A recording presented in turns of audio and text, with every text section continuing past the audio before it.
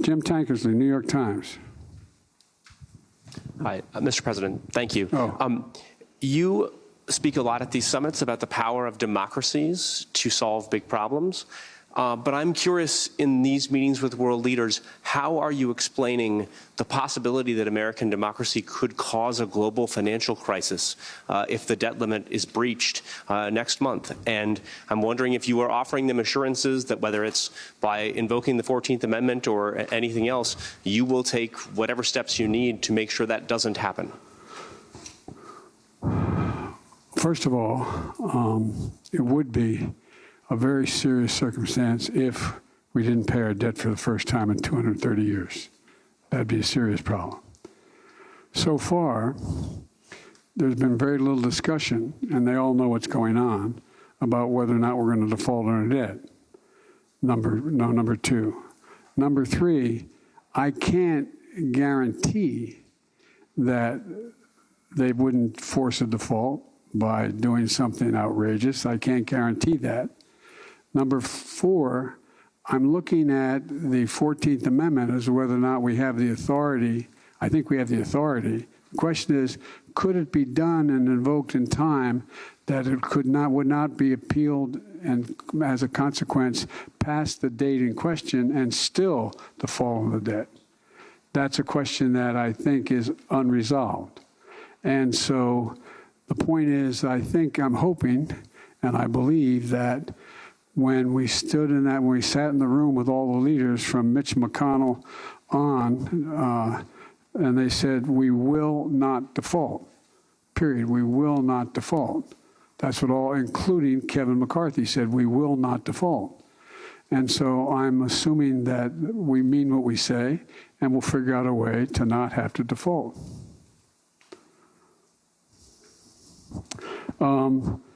Elizabeth Palmer, CBS News.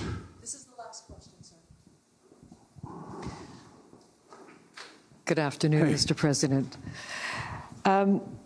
What has President Zelensky told you about the big counteroffensive? And maybe you can start by telling us whether it's actually underway or not. And I'd like to ask you about the F-16s. You've greenlit them now. Jake Sullivan said arms and equipment go to Ukraine according to what he called the exigencies of the conflict. So what exigency now exists that didn't exist that demands these planes? Well, I'll tell you exactly when they're going to move, exactly where they're going to go. He told me, come on, God love you. I'm going to, even if I knew precisely, you think I'm going to tell you what they're going to do in terms of their offensive? Well, I hope you hope I wouldn't do that, because that would mean it wouldn't succeed. But the fact is that we did discuss privately I did discuss with Zelensky how, let me put it this way.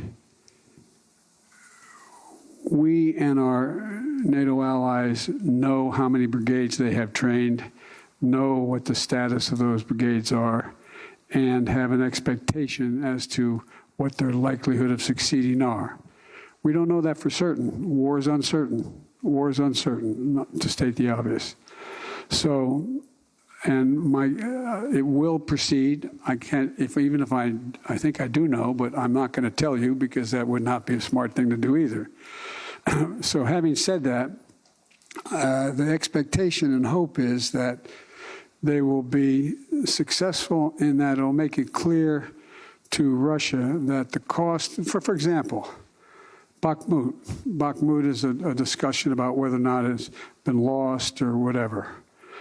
And well, the truth of the matter is the Russians have suffered over 100,000 casualties in Bakhmut. That's hard to make up. It's hard to make up. So whether or not there are troops in Bakhmut occupying, there's not many buildings left standing in Bakhmut. It's a pretty devastated city. But they have been able to move in a direction that they've been able to lock down an awful lot of the Russian forces, including the Wagner group. So with regard to the F-16s, F-16s would not have helped in that regard at all. It was unnecessary. For example, let's take just Bakhmut, for example. would not have any additional added consequence. But what's happened is, since the provision of everything from the significant missile defense systems, tanks, sophisticated tanks, and like all the things that were of consequence in the near term in the Donbass area and where the fighting was taking place, they now have all that equipment. There's a little bit still coming, but have all that equipment.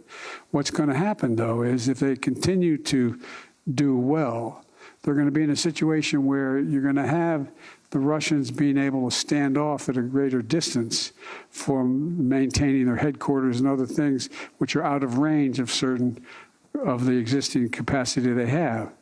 And they have to be able to be in a position where now those fighter jets, those F-16s, make a big difference in terms of being able to deal with what is coming down the road. And God willing, and we don't know this, if they're successful and there ends up being an accommodation where there is not a ceasefire, but there is a peace agreement that gets worked out, that they'll have the capacity to have confidence in their ability to resist response by the Russians if they were to change their position. So that's the essence of the difference. Was there another part of the question?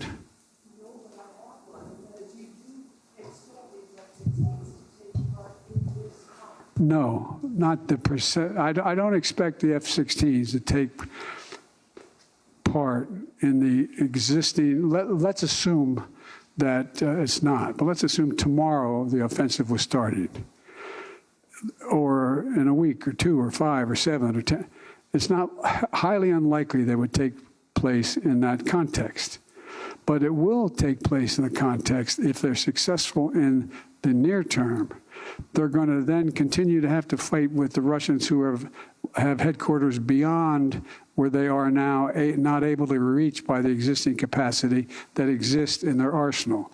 So it's a different need, just like the tanks weren't needed in the beginning, but they're needed now.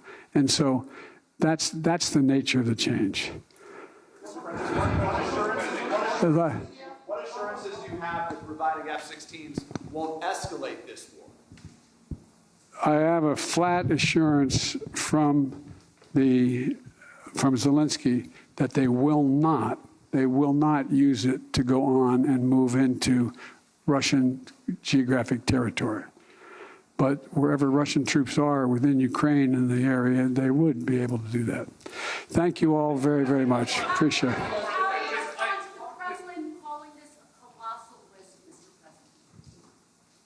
It is for them. Mr. President, on the debt limit, you said already, I've done my part. Do you think that if there is a breach, nobody will blame you? Of course, no one will blame me. I know you won't. You'll be saying Biden did a wonderful job. I know you. Would you be blameless in a default situation? On the merits, based on what I've offered, I would be blameless. On the politics of it, no one will be blameless. And by the way, that's one of the things that some are contemplating. I actually had, well, I got to be careful here. I think there are some MAGA Republicans in the House who know the damage that it would do to the economy. And because I am president and presidents are responsible for everything, Biden would take the blame, and that's the one way to make sure Biden's not reelected. Thank you. Thank you, everybody. That was a about 40-minute press conference from Joe Biden in Hiroshima, Japan. We have not come up with unilateral action that could succeed in a matter of 2 weeks or 3 weeks. That's the issue. So it's up to lawmakers. But my hope and intention is when we resolve this problem, I find a rationale to take it to the courts to see whether or not the 14th Amendment is, in fact, something that would be able to stop it. Thank you. The press conference has concluded. Thanks, everybody. Thank you, everyone. All right, press conference has concluded. 40 minutes there in Japan at the G7. Joe Biden talking about the G7 and what they talked about there, dealing with China and allies. Certainly the war in Ukraine, a topic that he covered extensively. And then you heard there with our own Peter Doocy, an exchange about the debt limit And kind of the one moment it got partisan and political, saying, would you be blameless if it ultimately falls through? He says, well, maybe the MAGA Republicans want that. But he went through. He did note that he's willing to make spending cuts in exchange for a deal, which is different than the original stance he took. I'm Steve Doocy. I'm Brian Kilmeade. And I'm Ainsley Earhart. And click here to subscribe to the Fox News YouTube page to catch our hottest interviews and most compelling analysis.